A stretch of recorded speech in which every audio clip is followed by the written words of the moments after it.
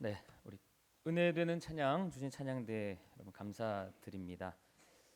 우리 찬양대 여기 앞자리가 몇 자리 비어 있죠? 여러분 가능하면 여러분들도 함께 찬양해 주시고 최선을 다해서 내가 할 수 있는 것을 다 하는 것이 예배입니다. 여러분도 많이 동참해 주시기를 바랍니다. 자, 오늘은 산상수훈 말씀 중에서 마태복음 이제 6장인데요. 마태복음 6장이 우리에게 지속적으로 경계하는 것은 종교적인 거칠애, 외식에 대한 문제입니다. 지난주 설교를 통해서 저희들이 두 가지의 거듭남이 있다고 했습니다. 예수님을 알고 우리의 신분이 변화되는 그런 첫 번째 거듭남이 있다면, 이제 신앙생활을 하다가 우리의 어떤 외식을 벗는 아주 중요한 또 다른 거듭남이 필요하다는 점을 말씀드렸습니다. 특별히 이런 종교적인 영역에도 외식이라는 것이 참 많은데, 구제, 금식, 기도 이런 것을 가지고도 우리는 외식을 한다. 그런 외식은 하나님이 결코 받으시지 않는다는 것입니다. 지난주에 구제에 대한 말씀을 나눴고, 오늘은 이제 그 두 번째로 기도에 대한 부분인데, 이 본문은 우리들이 너무 잘 아는 주기도문의 서론이 되는 말씀입니다. 그래서 다음 주부터 또 주기도문에 본격적으로 들어가고, 앞으로 한 5주에서 6주 동안 이 주기도문의 말씀을 가지고 하나님 주시는 그 은혜의 말씀을 저희들이 듣도록 하겠습니다. 자, 그냥 언뜻 좀 쉽게 생각하면 여러분, 기도는 참 좋은 거죠.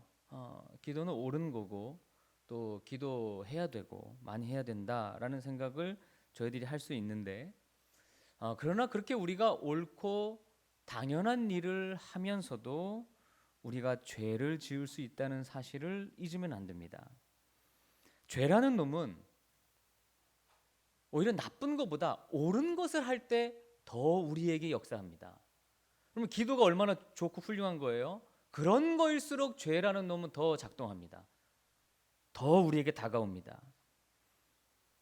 침투합니다. 하나님을 외면하고 자기를 앞세우게 합니다. 부패시킵니다.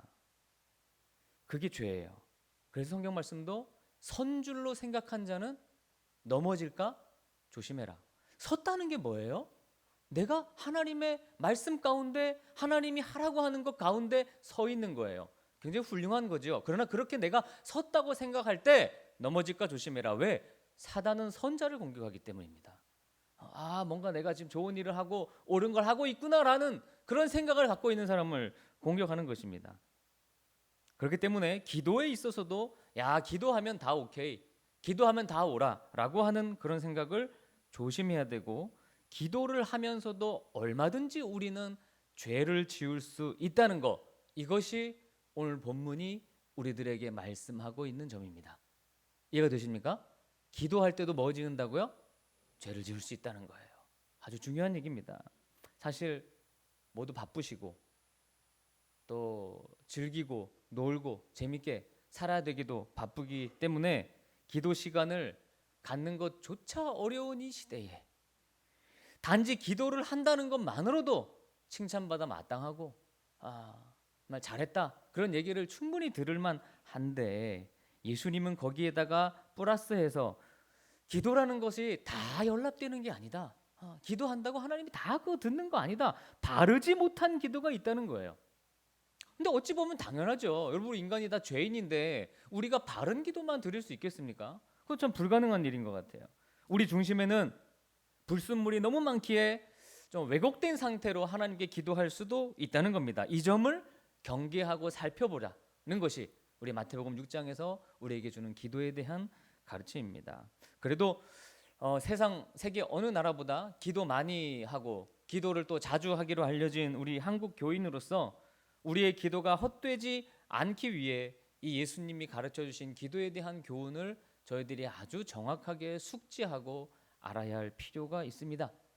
예수님의 기도에 대한 가르침은 기도가 오용될 수 있다는 것과, 그리고 참다운 기도가 어떤 것이냐 하는 이 두 가지를 저희들에게 알려줍니다. 자, 그럼 오늘 본문 말씀에 들어가서 저희들이 살펴보도록 하겠습니다. 5절과 6절 말씀, 우리 두 절을 읽겠습니다. 시작. 또 너희는 기도할 그들은 사람에게 보이려고 회당 큰 거리 어귀에서 기도하기를 좋아하느니라. 내가 진실로 너에게 이르노 그들은 자기 상을 이미 받았느니라.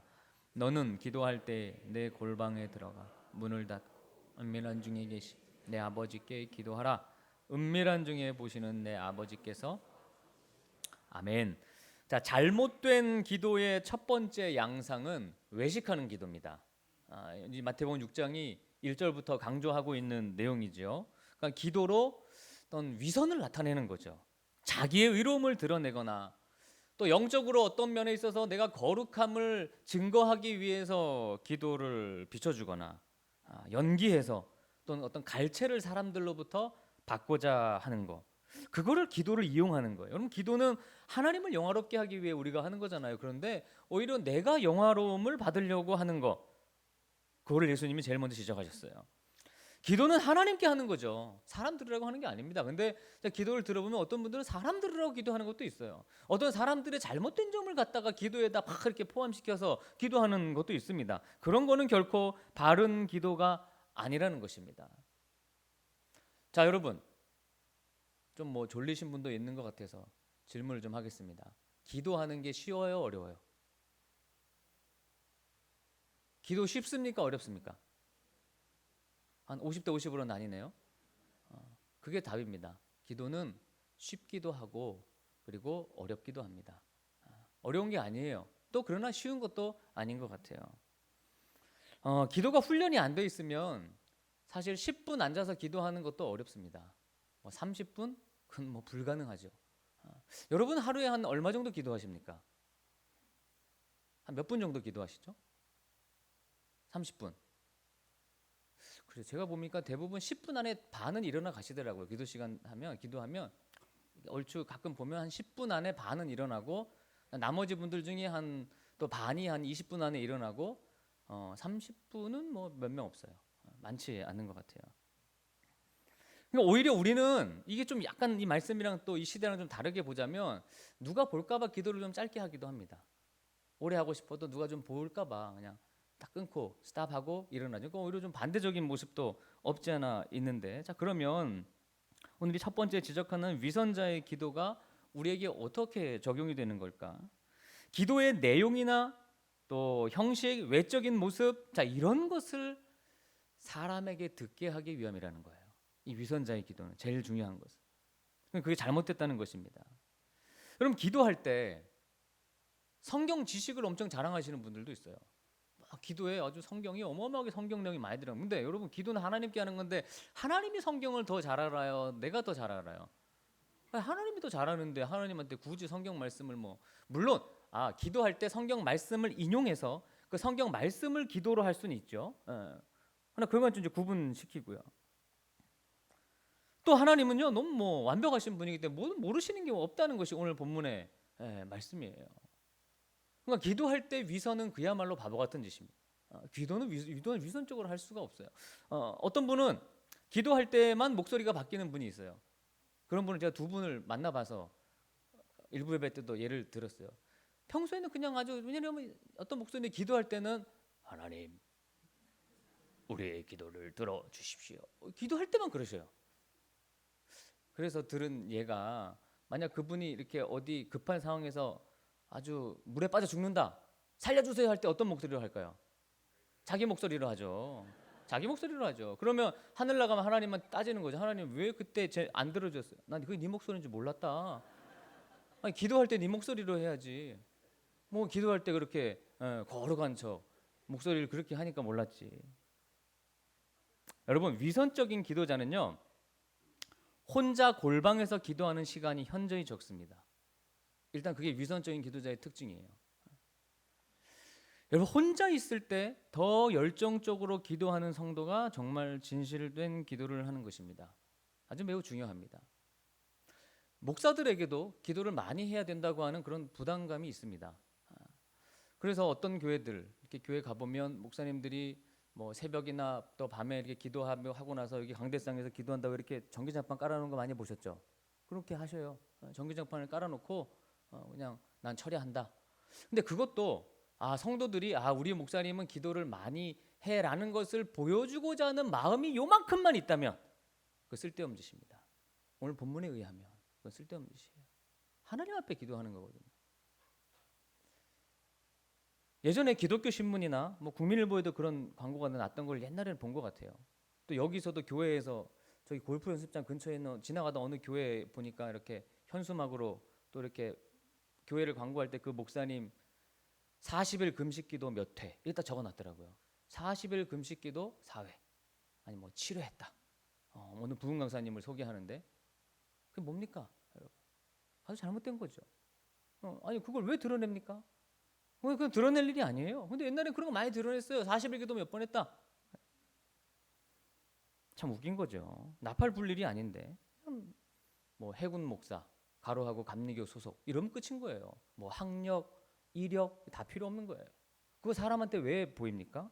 또 그런 걸 많이 넣어야 교인들이 온다면 그런 교인들도 다 하나님께 유익이 없는 것입니다. 그래서 어떻게 하면 사람들이 없을 때 기도할까? 좀 그렇게 사람들이 안 오는 시간을 그러니까 우리 교회 교인들이 안 오는 시간 제가 제일 잘 알고 있어요. 하나님 교인들이 안 올 때 기도하면 좋죠. 그게 제일 좋은 방법인 것 같아요. 자, 여러분 예수님이 산상수훈의 강해 5장, 6장, 7장 중에서 5장은 우리가 삶에서 어떻게 우리가 빛과 소금이 되느냐, 어떻게 미워하는 자도 사랑하느냐라고 하는 말씀을 저희가 들었고 그 바로 이어서 기도에 대한 가르침이 등장합니다. 그러니까 이 기도라는 게 연결이 되어 있는 거예요. 그러니까 위선자의 가장 큰 특징은 삶에서는 빛과 소금 되는 게 하나도 없으면서 기도는 위선적으로 하는 거예요. 온갖 뭐가 다 들어가 있어. 이게 위선이에요. 그러니까 산상수훈의 흐름 가운데 보면 그것을 예수님이 강조하고 있는 겁니다. 자, 골방에서 은밀히 보시는 하나님께 기도해라. 제가 묵상하는 가운데 이 의미의 첫 번째는 골방에서의 여러분의 삶이 하나님 앞에 온전하지 못하면 그 기도는 위선자입니다. 골방이 뭡니까? 나 혼자 있을 때죠. 그러니까 나 혼자 있을 때의 삶이 기도의 위선성을 결정한다는 거예요. 그 기도가 진짜 기도냐, 위선적인 기도냐, 사람에게 보이려고 하는 기도냐에 아주 중요한 가늠점이 된다는 것입니다. 혼자 있을 때 보면 뭐 하나님의 자녀임이 하나도 상관없는데 그 기도가 뭐 어떻게 외식이 아니라고 하겠어요. 골방에 가면 늘 하나님 앞에 기도하는 사람, 하나님과 함께하는 사람, 하나님이 있는 것처럼 사는 사람이 진정한 기도자라는 것입니다. 그래서 골방 기도는 그 의미를 첫 번째 우리에게 주고 있습니다. 아무도 보지 않는 곳에 있을 때 하나님과 인격적으로 만나고 기도하는 사람이 정말 기도의 사람인 거죠. 이 골방 기도라는 거 하나님과 나와 은밀한 이야기를 나누는 곳입니다. 오직 하나님과 나 단둘만 있는 장소예요. 또 시간이에요. 나의 아픔이나 나의 고통, 나의 상황을 하나님께 그냥 뭐 주저리 얘기해도 좋고 아뢰기도 하고 토로하기도 하고 때로는 간절히 부르짖기도 합니다. 많은 분들이 목사님 저 기도 잘 못해요. 그럽니다. 기도 이렇게 하자면 기도 많이 하죠. 저 기도를 잘 못해요. 그 기도를 잘 못한다는 것도 생각해 보면 뭔가 사람 앞에서 이렇게 기도를 유창하게 잘 하는 게 기도를 잘한다는 생각을 갖고 있기 때문에 나는 기도를 못한다는 말을 하는 것 같아요. 기도를 못하는 게 어디 있습니까? 하나님께 얘기하는 거예요.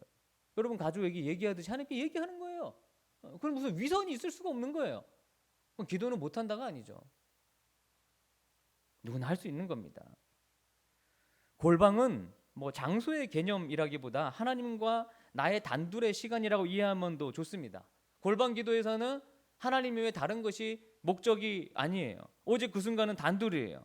그래서 하나님은 골방에서 용서하시고 골방에서 대화하시고 사실 우리가 골방이 아닌 곳에서는 사람을 의식할 수밖에 없어요.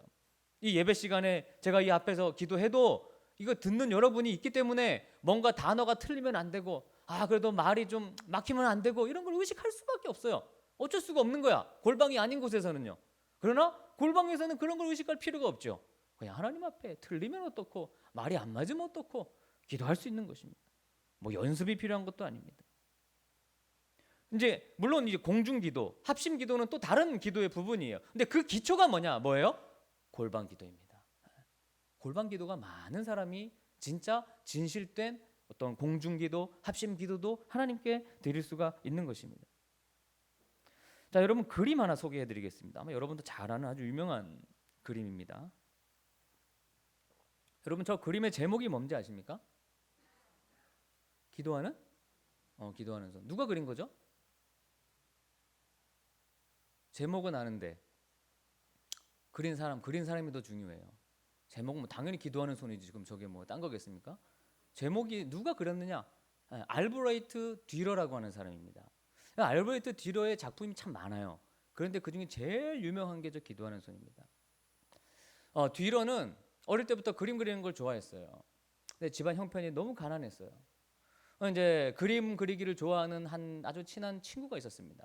그러니까 저 그림은 저 손은 누구의 손을 그린 거예요? 제가 답을 얘기했죠.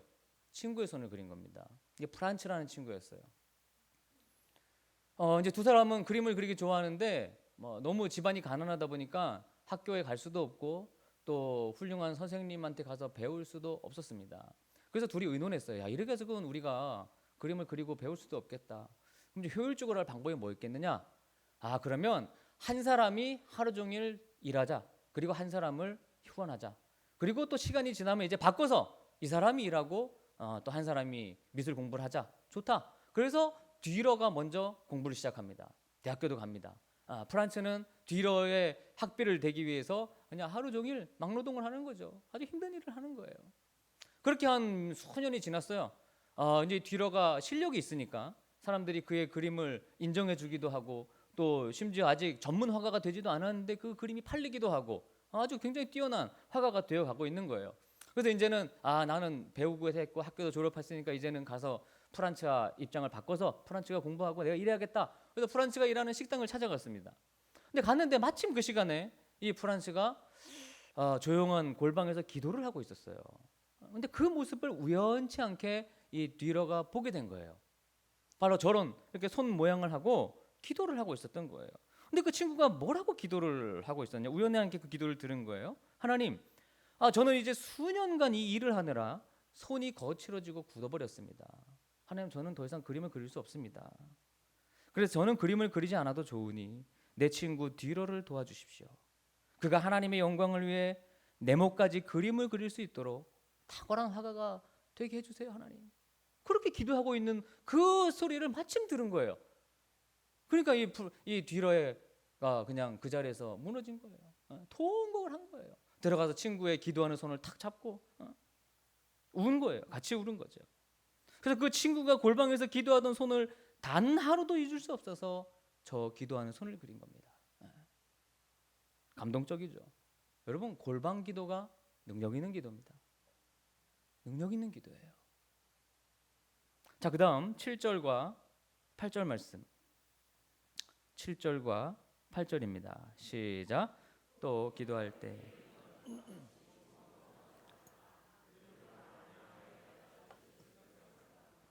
그러므로 그들을 본받지 말라. 구하기 전에 너에게 있어야 할 것을 하나님이 너희 아버지께.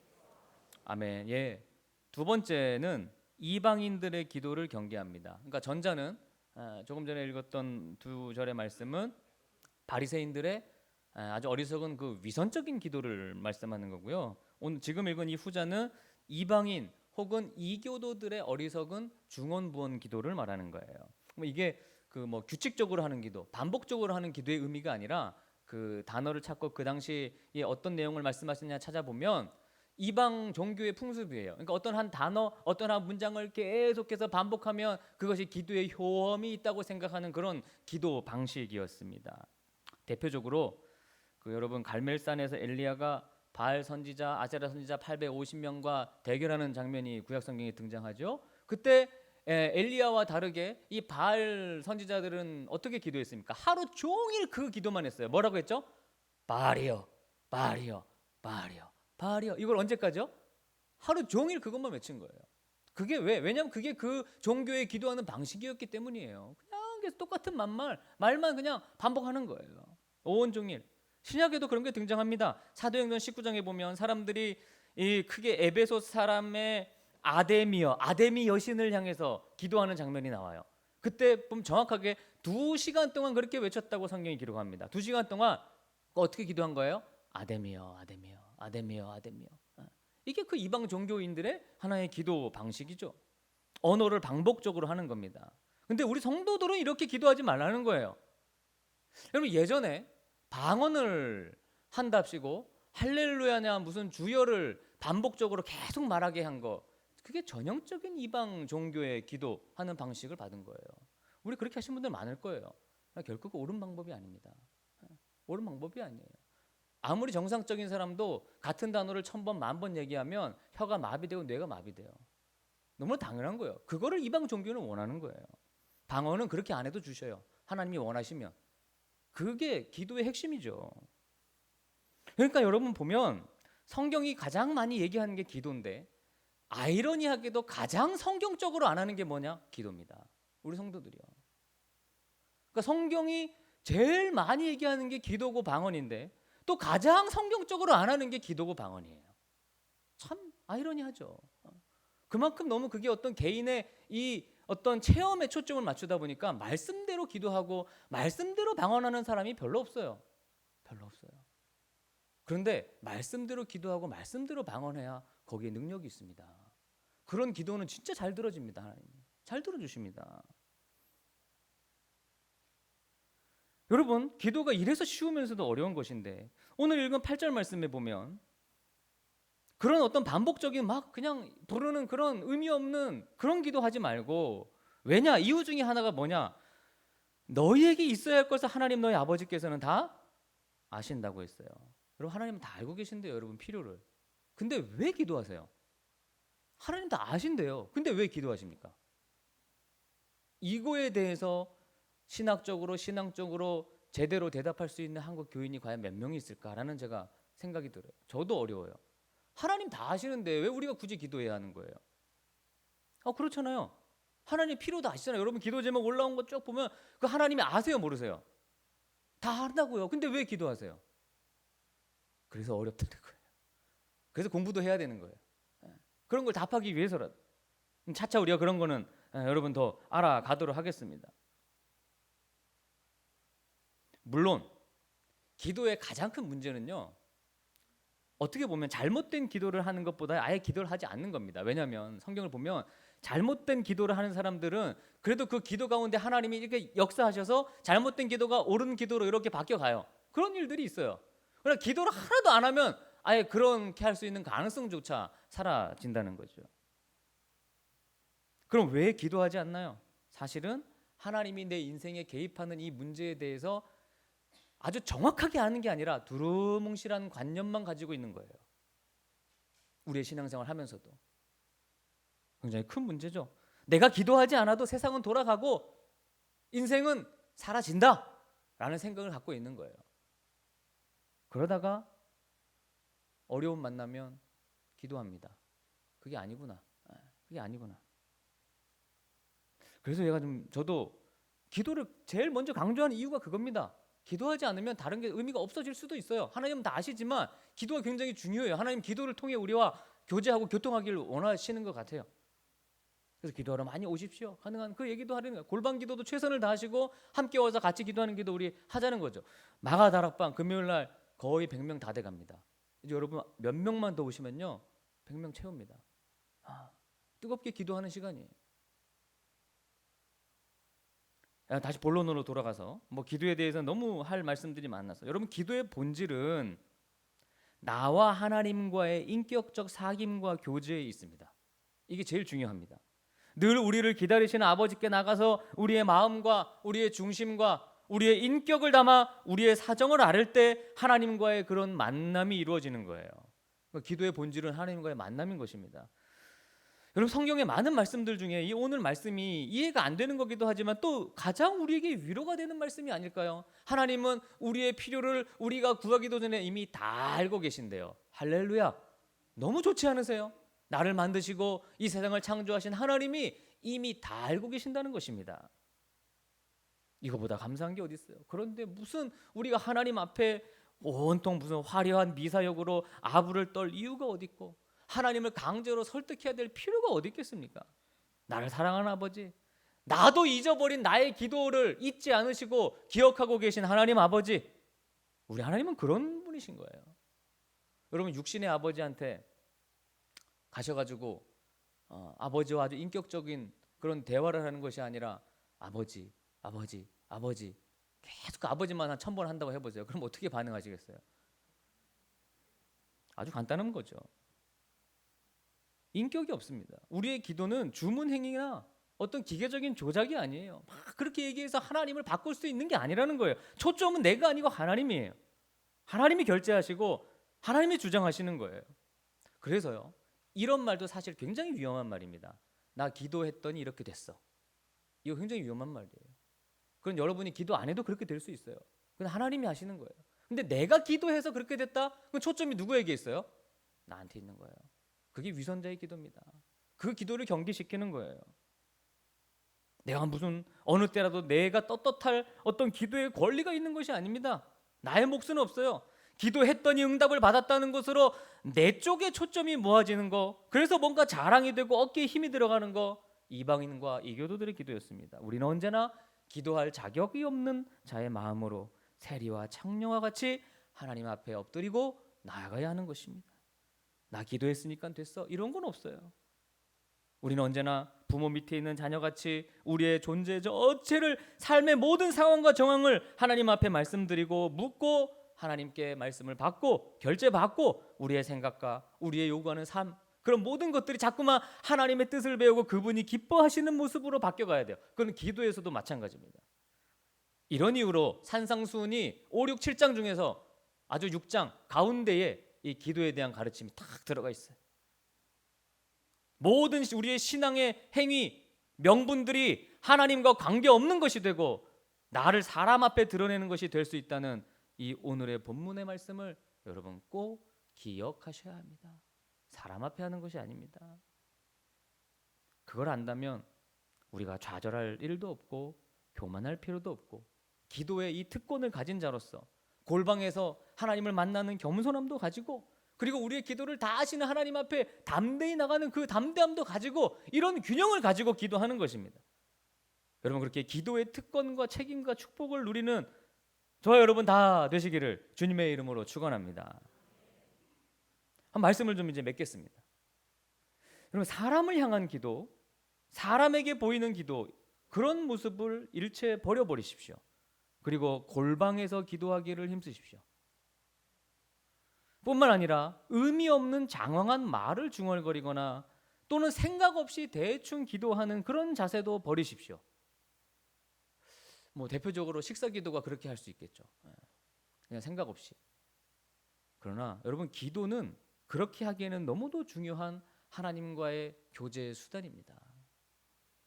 골방 기도 가운데 제가 이렇게 일기를 쓰는데요. 그 일기도 그냥 이렇게 사람들이 많을 때가 아니라 아주 혼자 하나님께 기도할 때 쓴 일기는요, 그건 누구한테 공개하지도 않아요. 근데 그거는 지금 아무 때나 읽어도요, 그 깊이가 너무 놀랍습니다. 또 읽어도 은혜 되고요, 또 읽어도 은혜가 돼요. 우리 교회 홈페이지에 올리는 그 질병 가운데 드리는 기도문 중에서 제가 아직 안 올린 것 중에 2019년 2월 9일 날에 이렇게 쓴 게 있었어요. 아픈 분들을 위해 기도할 때 제일 걸리는 것이 있다. 하나님이 그 병을 주셨다면 이유가 있을 텐데 그것도 깨닫지 못하고 무조건 고쳐달라고 하는 것이 올바른 것인지 많이 두렵다. 하지만 이런 기도와 과정을 통해 하나님과의 관계가 회복된다면 그 기도는 너무나도 훌륭한 기도임을 확신한다. 주신 분도 여호와시요 가져가시는 분도 여호와이시기에 오직 하나님과 함께하는 것이 가장 큰 기도의 기쁨임을 아는 것이야말로 최고의 복이다. 또 하나님은 기도하게 하시려고 골방으로 부르시려고 아픔을 주시기도 한다. 그렇게 해서라도 나와 관계하고 싶으신 것이다. 그렇게 관계가 회복되면 하나님은 반드시 고치신다. 물론 그것은 하나님의 주권이다. 그러나 어떤 식으로든 고치실 것을 믿어 의심치 않는다. 사랑하는 형제자매 여러분, 여러분의 기도는 위선이나 중언부언이 아니라 하나님과의 이러한 인격적인 관계가 깊어지는 기도가 되시기를 축복합니다. 기도할 때마다 하나님과 내가 얼마나 깊은 관계인지 굳이 같은 말을 막 쏟아붓지 않아도 다 알고 계시는 하나님, 그 하나님과의 교제가 날로 가까워지고, 그래서 여러분 앞으로 몇 주 동안 주기도문, 아까도 말씀드렸는데 주기도문에 기도를 빼면 뭐예요? 주기도문에서 기도라는 단어를 빼면 뭐가 남아요? 우리의 기도는, 주문과 기도는 한 끗 차이입니다. 여러분이 조금만 잘못하면 그저 주문에 끝나지 않아요. 이방인들의 그 주문과 똑같이 되는 거예요. 근데 그것이 주문이 아니라 주기도문이 되려면 어떻게 해야 되느냐? 여러분이 기도의 배움을 통해서 여러분의 기도가 깊어지시기를 주의 이름으로 축원합니다. 함께 찬양하겠습니다.